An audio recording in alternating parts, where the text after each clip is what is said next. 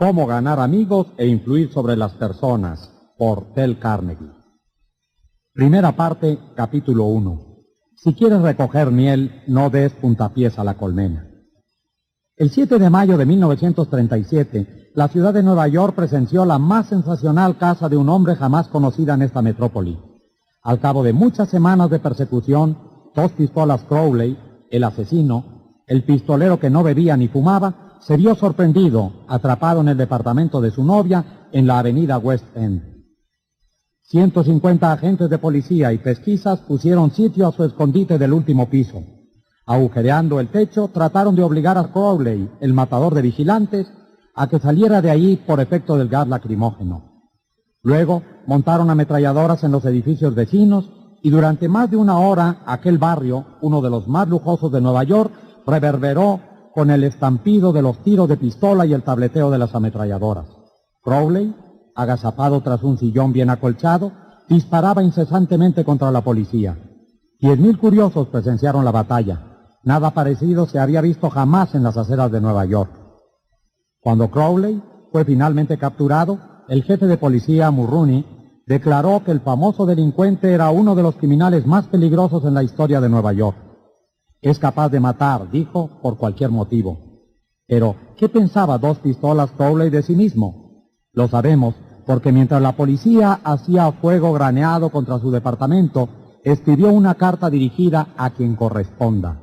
Y al escribir, la sangre que emanaba de sus heridas dejó un rastro escarlata en el papel. En esa carta expresó Crowley: tengo bajo la ropa un corazón fatigado, un corazón bueno, un corazón que a nadie haría daño. Poco tiempo antes, Crowley había estado dedicado a abrazar a una mujer en su automóvil en un camino de campo en Long Island. De pronto, un agente de policía se acercó al coche y dijo: quiero ver su licencia. Sin pronunciar palabra, Crowley sacó su pistola y acalló para siempre al vigilante con una lluvia de plomo. Cuando el agente cayó, Crowley saltó del automóvil, empuñó el revólver de la víctima y disparó otra bala en el cuerpo tendido. Y este es el asesino que dijo: tengo bajo la ropa un corazón fatigado, un corazón bueno, un corazón que a nadie haría daño. Crowley fue condenado a la silla eléctrica. Cuando llegó a la cámara fatal en Sing Sing, no declaró, por cierto, esto es lo que me pasa por asesino. No, dijo, esto es lo que me pasa por defenderme. La moraleja de este relato es: 2 pistolas Crowley no se echaba la culpa de nada. ¿Es esta una actitud extraordinaria entre criminales? Si así le parece, escuche lo siguiente. He pasado los mejores años de la vida dando a los demás placeres ligeros, ayudándoles a pasar buenos ratos, y todo lo que recibo son insultos, la existencia de un hombre perseguido. Quien así habla es Al Capone. Sí, el mismo que fue enemigo público número 1, el más siniestro de los jefes de las bandas criminales de Chicago. Capone no se culpa de nada. Se considera, en cambio, un benefactor público incomprendido a quien nadie apreció.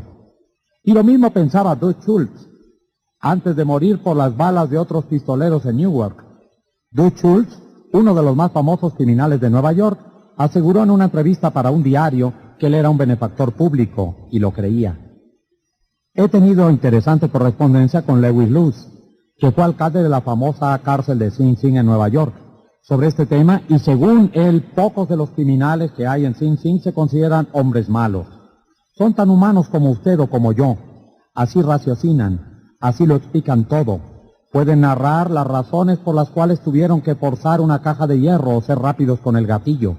Casi todos ellos intentan, con alguna serie de razonamientos falaces o lógicos, justificar sus actos antisociales aún ante sí mismos, y por consiguiente mantienen con firmeza que jamás se les debió apresar. Si Al Capone, 2 pistolas Crowley, Dutch Schultz, los hombres y mujeres desesperados tras las rejas de una prisión no se culpan por nada, ¿qué diremos de las personas con quien usted, lector, o yo, entramos en contacto? John Wanamaker, fundador de las tiendas que llevan su nombre, confesó una vez: hace 30 años he aprendido que es una tontería regañar a los demás. Bastante tengo con vencer mis propias limitaciones sin irritarme por el hecho de que Dios no ha creído conveniente distribuir por igual el don de la inteligencia. Wanamaker aprendió temprano su lección. En cambio, yo he tenido que ir a los tumbos por este mundo durante un tercio de siglo antes de que empezara a amanecer en mí la idea de que 99 veces de cada 100 ningún hombre se critica a sí mismo por nada, por grandes que sean sus errores. La crítica es inútil porque pone a la otra persona en la defensiva y por lo común hace que trate de justificarse. La crítica es peligrosa porque lastima el orgullo tan precioso de la persona, hiere su sentido de la importancia y despierta su resentimiento. El mundialmente famoso psicólogo B.F. Skinner comprobó, mediante experimentación con animales, que premiando la buena conducta los animales aprenden más rápido y retienen con más eficacia que castigando la mala conducta. Estudios posteriores probaron lo mismo aplicado a los seres humanos.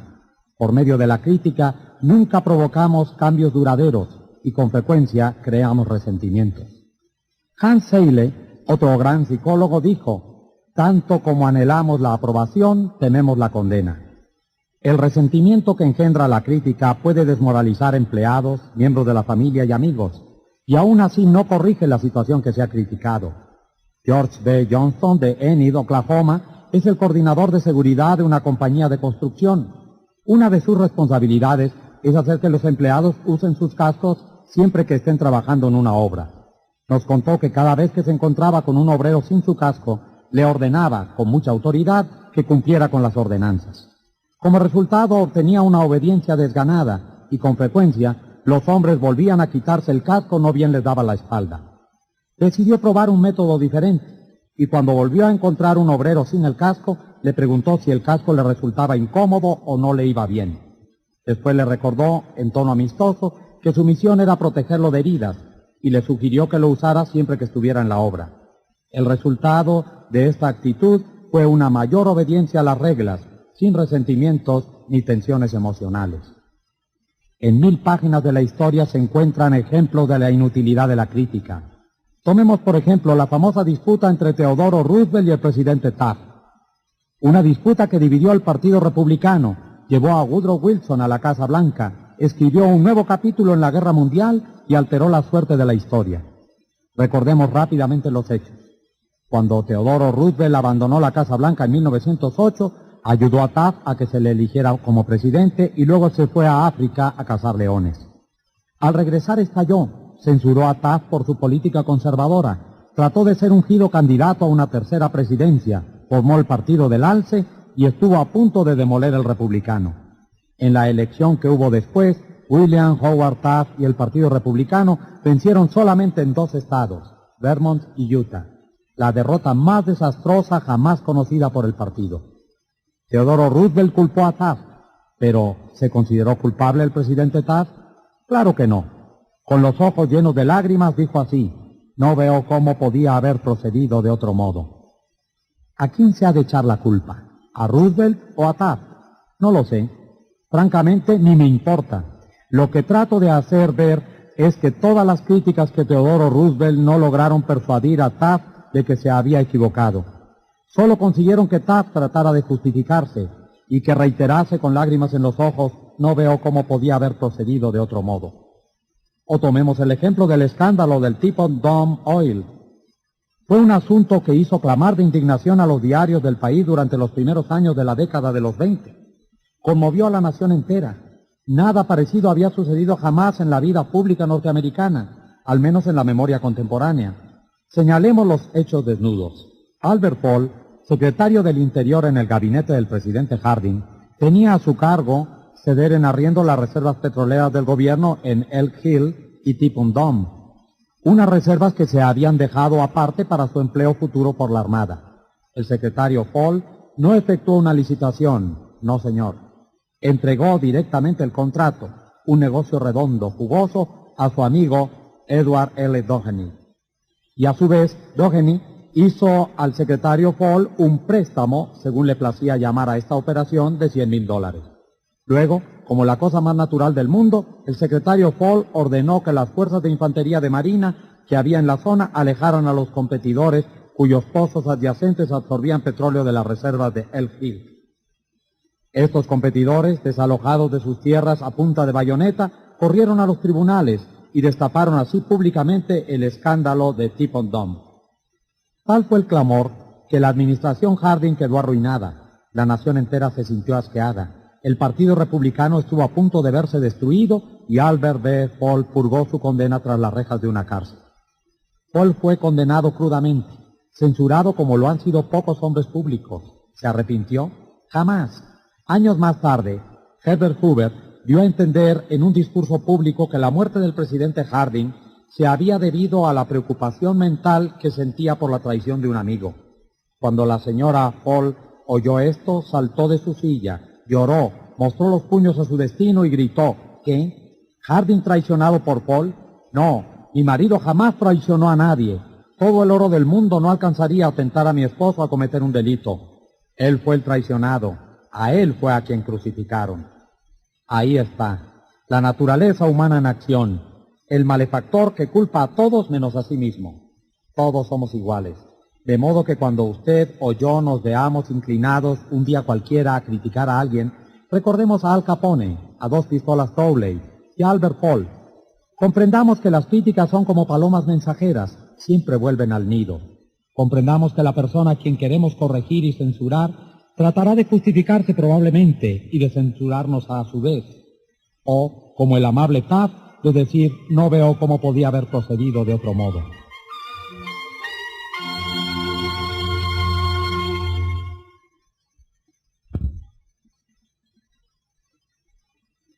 En la mañana del sábado del 15 de abril de 1865, Abraham Lincoln yacía moribundo en el dormitorio de una pobre casa de hospedaje frente al Teatro Ford, donde Booth había atentado contra él. El largo cuerpo de Lincoln estaba tendido en diagonal a través de una vieja cama que era demasiado corta para él. Una mala reproducción del famoso cuadro La Feria de Caballos de Rosa Bonheur pendía sobre la cama, y un mortecino mechero de gas daba escasa luz amarillenta.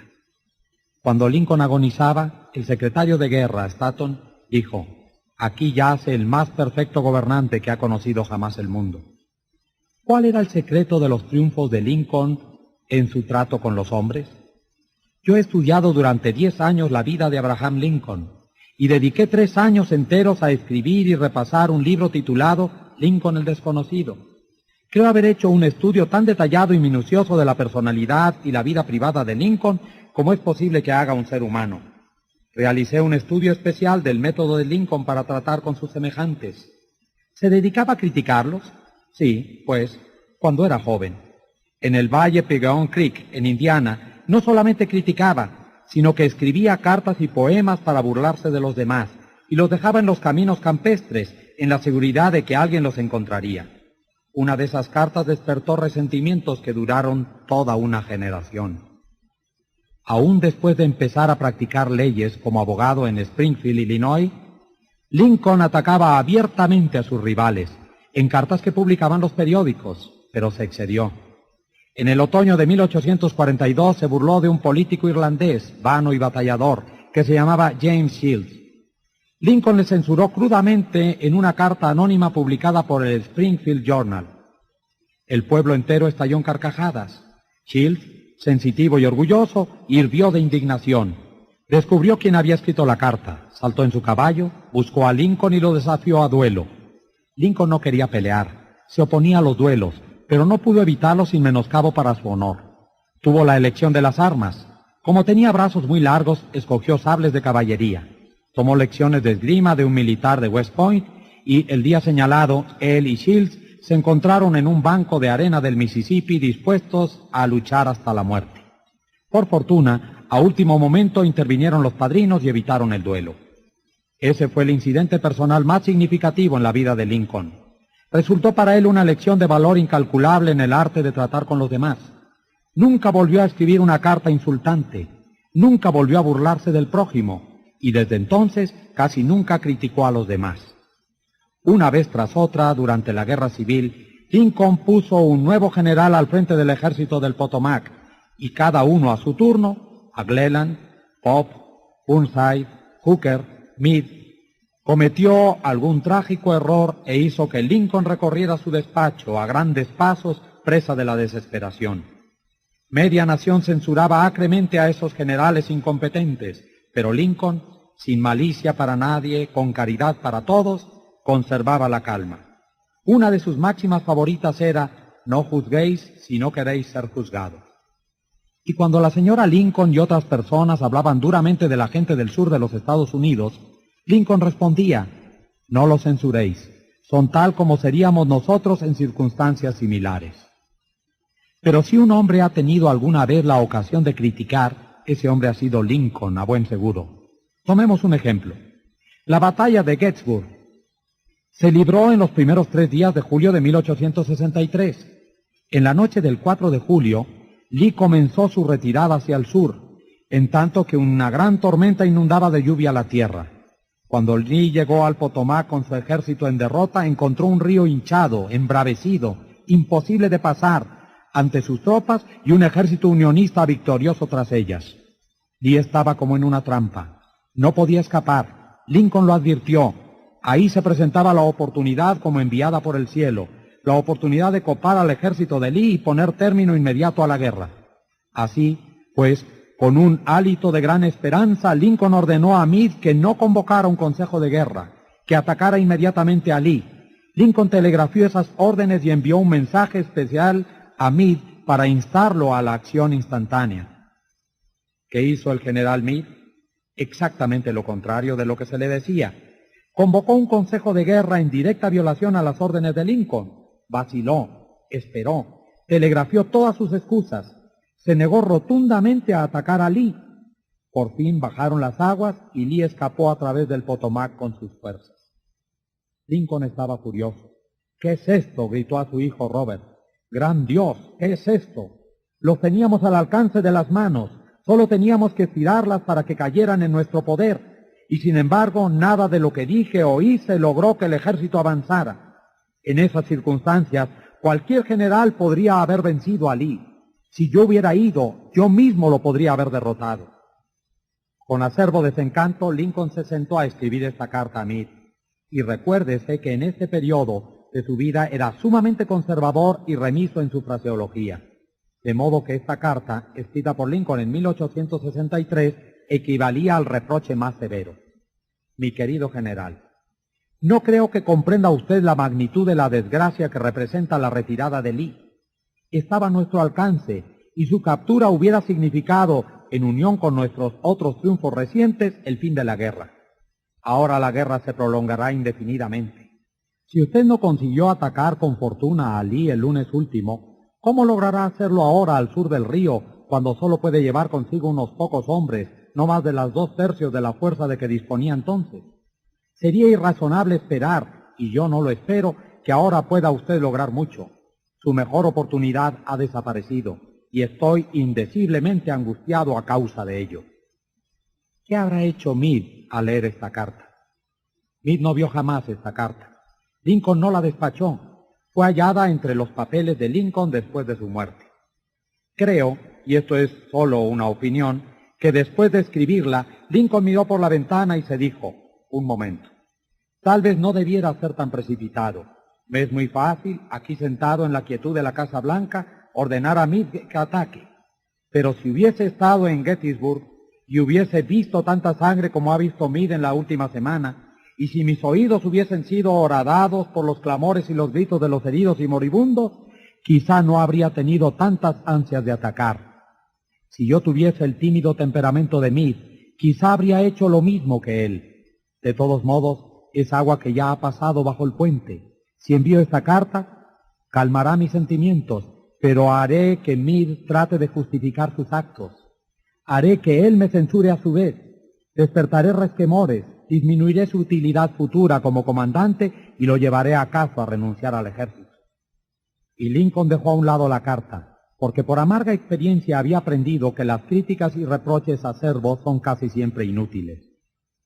Theodore Roosevelt ha dicho que cuando, como presidente, se veía ante algún grave problema, solía reclinarse en su sillón y mirar un gran cuadro de Lincoln que había sobre su escritorio en la Casa Blanca, y preguntarse entonces: ¿qué haría Lincoln si se viera en mi lugar? ¿Cómo resolvería este problema? La próxima vez que sintamos la tentación de reprocharle algo a alguien, saquemos un billete de $5 del bolsillo, miremos el retrato de Lincoln y preguntémonos: ¿cómo resolvería Lincoln este problema si estuviera en mi lugar? Mark Twain solía perder la paciencia y escribía cartas que quemaban el papel. Por ejemplo, una vez le escribió a un hombre que había despertado su ira: «Lo que usted necesita es un permiso de entierro. No tiene más que decirlo y le conseguiré uno». En otra ocasión, le escribió a un editor sobre los intentos de un corrector de pruebas de mejorar mi ortografía y puntuación. Ordenó lo siguiente: «Imprima de acuerdo con la copia que le envío y que el corrector hunda sus sugerencias en las gachas de su cerebro podrido». Mark Twain se sentía mejor después de escribir estas cartas hirientes. Le permitían descargar presión, y las cartas no hacían daño a nadie porque la esposa del escritor las desviaba secretamente. Nunca eran despachadas. ¿Conoce usted a alguien a quien desearía modificar y regular y mejorar? Bien, espléndido. Yo estoy en su favor, pero ¿por qué no empezar por usted mismo? Desde un punto de vista puramente egoísta, eso es mucho más provechoso que tratar de mejorar a los demás. Sí, y mucho menos peligroso. «No te quejes de la nieve en el techo del vecino», sentenció Confucio, «cuando también cubre el umbral de tu casa». Cuando yo era aún joven y trataba empeñosamente de impresionar bien a los demás, escribí una estúpida carta a Richard Harding Davis, autor que por entonces se destacaba en el horizonte literario de los Estados Unidos. Estaba preparando yo un artículo sobre escritores y pedí a Davis que me contara su método de trabajo. Unas semanas antes había recibido, de no sé quién, una carta con esta nota al pie, dictada pero no leída. Me impresionó mucho. Pensé que quien escribía debía ser un personaje importante y muy atareado. Yo no lo era, pero deseaba causar gran impresión a Richard Harding Davis y terminé mi breve nota con las palabras dictada pero no leída. Él no se preocupó siquiera por responderme. Me devolvió mi nota con esta frase cruzada al pie: «Su mala educación solo es superada por su mala educación». Es cierto que yo había cometido un error y quizá mereciera el reproche, pero por ser humano me hirió. Me hirió tanto que 10 años más tarde, cuando leí la noticia de la muerte de Richard Harding Davis, la única idea que persistía en mi ánimo, me avergüenza admitirlo, era el reproche que me había hecho. Si usted o yo queremos despertar mañana un resentimiento que puede perdurar décadas y seguir ardiendo hasta la muerte, no tenemos más que hacer alguna crítica punzante. Con eso basta, por seguros que estemos de que la crítica sea justificada. Cuando tratamos con la gente, debemos recordar que no tratamos con criaturas lógicas. Tratamos con criaturas emotivas, criaturas erizadas de prejuicios e impulsadas por el orgullo y la vanidad. Las críticas acerbas hicieron que el sensitivo Thomas Hardy, uno de los más notables novelistas que han enriquecido la literatura inglesa, dejara de escribir novelas para siempre. Las críticas llevaron a Thomas Chatterton, el poeta inglés, al suicidio. Benjamin Franklin, carente de tacto en su juventud, llegó a ser tan diplomático, tan diestro para tratar con la gente, que se le nombró embajador norteamericano en Francia. ¿El secreto de su éxito? «No hablaré mal de hombre alguno», dijo, «y de todo diré todo lo bueno que sepa».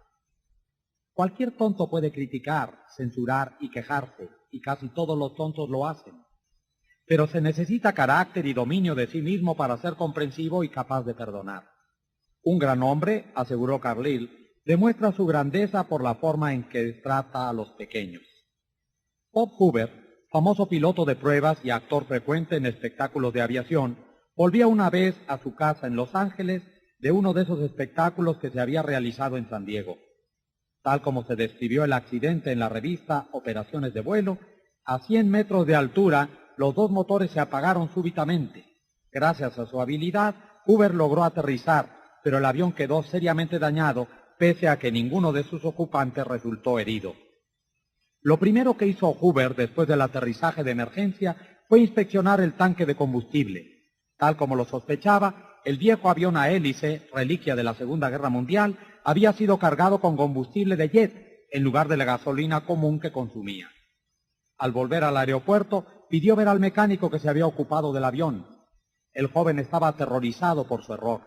Le corrían las lágrimas por las mejillas al ver acercarse a Hoover. Su equivocación había provocado la pérdida de un avión muy costoso y podría haber causado la pérdida de 3 vidas. Es fácil imaginar la ira de Hoover. Es posible suponer la tormenta verbal que podía provocar semejante descuido en ese preciso y soberbio piloto. Pero Hoover no le reprochó nada, ni siquiera lo criticó. En lugar de eso, puso sus brazos sobre los hombros del muchacho y le dijo: para demostrarle que estoy seguro de que nunca volverá a hacerlo, quiero que mañana se ocupe de mi F-51. Con frecuencia los padres se sienten tentados a criticar a sus hijos. Quizá el lector espera que yo le diga, no lo haga, pero no lo haré. Solo voy a decirle que antes de criticarlo, lea uno de los clásicos del periodismo norteamericano, Papá Olvida. Apareció por primera vez como editorial en el diario People's Home Journal. Lo volveremos a publicar con permiso del autor, tal como fuera condensado en la revista Selecciones del Reader's Digest. Papá Olvida es una de esas piececitas que, escritas en un momento de sentimiento sincero, da en la cuerda sentimental de tantos lectores que termina siendo un trozo favorito. Desde que apareció por primera vez hace unos 15 años, ha sido reproducida, nos dice el autor, W. Livingston Lerner, en centenares de revistas y diarios del país entero. También se le ha publicado en infinidad de veces en muchos idiomas extranjeros. Ha dado permiso para que se la leyera en aulas, iglesias y conferencias. Se la ha transmitido muchas veces por radiotelefonía. Ha aparecido en revistas y periódicos de colegios y escuelas. Papá Olvida. Escucha, hijo, voy a decirte esto mientras duermes. Una manecita metida bajo la mejilla y los rubios rizos pegados a tu frente humedecida. He entrado solo a tu cuarto. Hace unos minutos, mientras leía mi diario en la biblioteca, sentí una ola de remordimiento que me ahogaba. Culpable, vine junto a tu cama. Esto es lo que pensaba, hijo. Me enojé contigo. Te regañé cuando te vestías para ir a la escuela, porque apenas te mojaste la cara con una toalla. Te regañé porque no te limpiaste los zapatos. Te grité porque dejaste caer algo al suelo. Durante el desayuno te regañé también. Colgaste las cosas, tragaste la comida sin cuidado, pusiste los codos sobre la mesa, untaste demasiado el pan con mantequilla y cuando te ibas a jugar y yo salí a tomar el tren, te volviste y me saludaste con la mano y dijiste, adiós, papito. Y yo fruncí el entrecejo y te respondí, ten erguidos los hombros. Al caer la tarde todo empezó de nuevo. Al acercarme a casa te vi, de rodillas, jugando en la calle. Tenías agujeros en las medias. Te humillé ante tus amiguitos al hacerte marchar a casa delante de mí. Las medias son caras, y si tuvieras que comprarlas tú, serías más cuidadoso. Pensar, hijo, que un padre diga eso. ¿Recuerdas más tarde cuando yo leía en la biblioteca y entraste tímidamente con una mirada de perseguido? Cuando levanté la vista del diario, impaciente por la interrupción, vacilaste en la puerta. ¿Qué quieres ahora?, te dije bruscamente. Nada respondiste. Pero te lanzaste en tempestuosa carrera y me echaste los brazos al cuello y me besaste, y tus bracitos me apretaron con un cariño que Dios había hecho florecer en tu corazón y que ni aun el descuido ajeno podía agostar. Y luego te fuiste a dormir con breves pasitos ruidosos por la escalera. Bien, hijo, poco después fue cuando se me cayó el diario de las manos y entró en mí un terrible temor. ¿Qué estaba haciendo de mí la costumbre? La costumbre de encontrar defectos, de reprender. ¿Esta era mi recompensa a ti por ser un niño? No era que yo no te amara, era que esperaba demasiado de ti, y medía según la vara de mis años maduros. Y hay tanto de bueno y de bello y de recto en tu carácter. Ese corazoncito tuyo es grande como el sol que nace entre las colinas.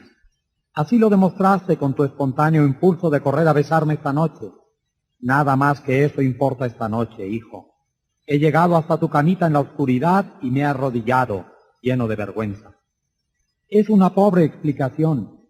Sé que no comprenderías estas cosas si te las dijera cuando estás despierto, pero mañana seré un verdadero papito. Seré tu compañero, y sufriré cuando sufras, y reiré cuando rías. Me morderé la lengua cuando esté por pronunciar palabras impacientes. No haré más que decirme como si fuera un ritual. No es más que un niño pequeñito. Temo haberte imaginado hombre, pero al verte ahora, hijo, acurrucado, fatigado en tu camita, veo que eres un bebé todavía. Ayer estabas en los brazos de tu madre, con la cabeza en su hombro. He pedido demasiado, demasiado. En lugar de censurar a la gente, tratemos de comprenderla, tratemos de imaginarnos por qué hacen lo que hacen. Eso es mucho más provechoso y más interesante que la crítica, y de ello surge la simpatía, la tolerancia y la bondad. Saberlo todo es perdonarlo todo. Ya dijo el doctor Johnson, el mismo Dios, Señor, no se propone juzgar al hombre hasta el fin de sus días. Entonces, ¿por qué hemos de juzgarlo usted o yo? Regla 1. No critique, no condene, ni se queje.